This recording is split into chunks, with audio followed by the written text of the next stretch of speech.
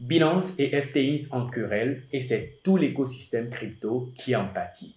Vous le savez déjà, Binance et FTX, ce sont deux grands échangeurs que nous avons tous l'habitude d'utiliser.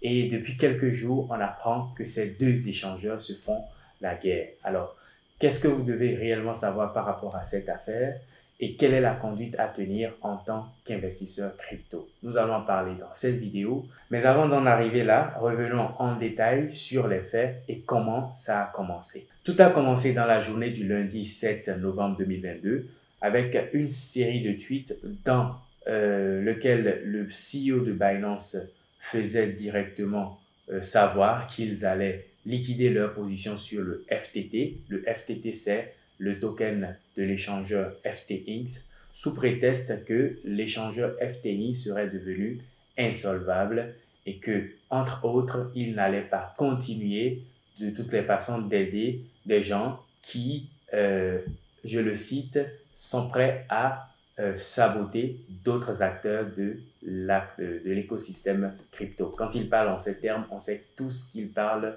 de l'échangeur FTX. Évidemment, le CEO de FTX, lui, de son côté, a démenti formellement ces accusations et dit et dénonce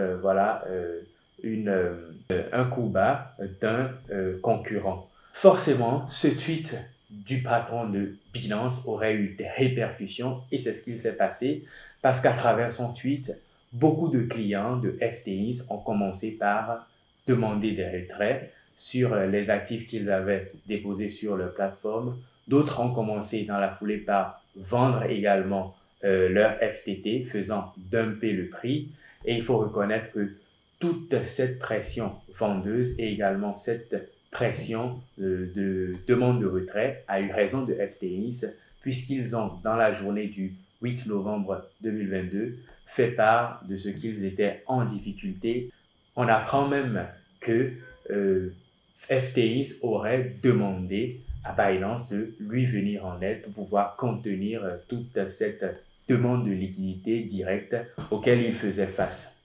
Et selon les dernières nouvelles, Binance serait actuellement en train de racheter FTX. Ce n'est pas encore très officiel, mais le CEO de Binance lui-même aurait tweeté dans ce sens. On attend la suite pour savoir un peu plus sur cette affaire.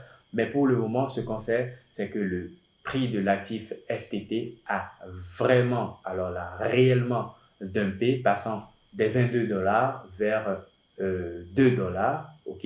Et actuellement, ça continue de baisser et c'est tout l'écosystème crypto qui baisse avec et c'est normal, il faut reconnaître que les échangeurs ont souvent beaucoup de positions dans des altcoins par-ci par-là et donc du coup, lorsqu'ils se retrouvent dans des difficultés, demandent fortement de liquidité et tout, ils sont obligés d'aller liquider leur position dans ces différents projets pour compenser et faire face aux problèmes de liquidité auxquels ils sont confrontés. Donc, c'est réellement ce qui est en train de se passer et cela pousse tout le marché des cryptos vers le rouge. Tous les actifs, sans exception, y compris le Bitcoin, en pâtit. Que retenir à présent de tout cela?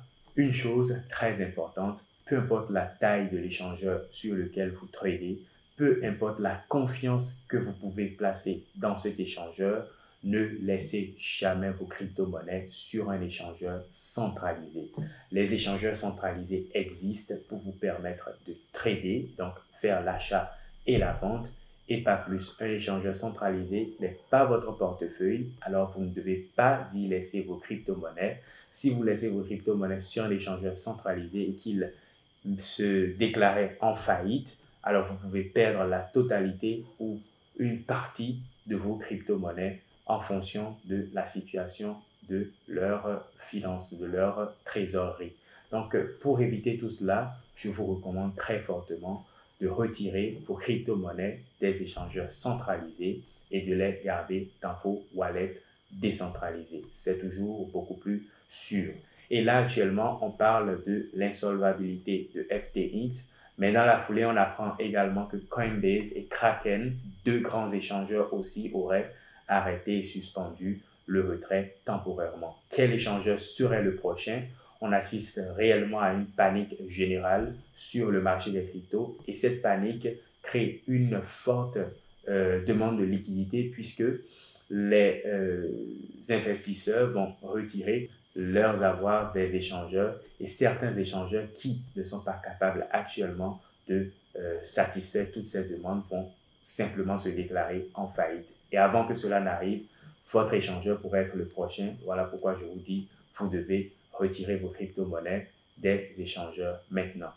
Nous avons été surpris d'apprendre qu'un aussi grand échangeur comme FTX pouvait se retrouver dans cette situation du jour au lendemain. Si tout ceci est possible actuellement avec FTX, qui, rappelons-le, est un très grand échangeur dans cet écosystème des cryptos, alors là, qu'est-ce qu'il ne dit pas que d'autres échangeurs sont même déjà en faillite? Deuxième chose à retenir, actuellement le marché est très volatile. On voit le Bitcoin partir tantôt vers les 17 000 $, puis revenir vers les 18 000. On voit d'autres altcoins vraiment sombrer dans le rouge.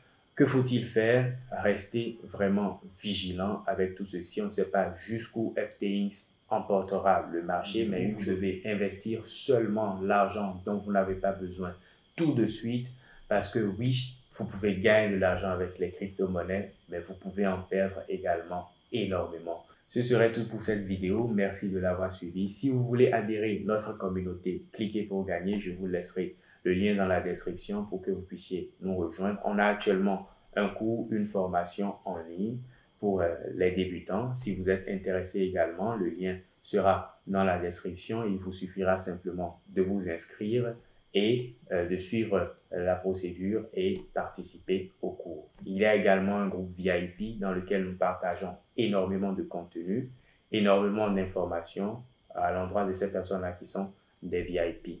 Merci d'avoir suivi la vidéo. Si elle vous a plu, n'hésitez pas à lâcher le pouce bleu et partagez également avec vos amis. Ça m'aide énormément pour le référencement.